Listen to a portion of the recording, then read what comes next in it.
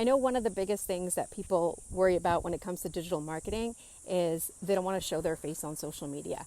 I just spent 30 minutes this morning copying and pasting free ads.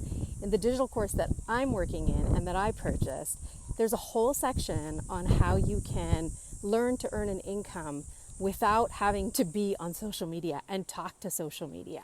And that is by copying and pasting free ads. So what we get is exact script that we can copy and paste into a ton of websites. We can choose 1, 2, 3, 4, 5, however many we want.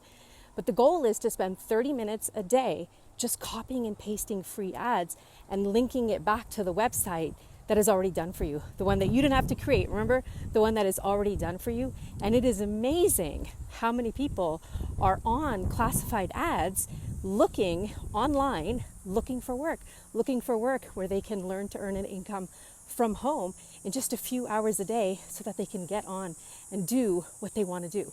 So if this aspect of digital marketing and earning an income from home appeals to you, just comment free ads and I will share with you exactly how to do it.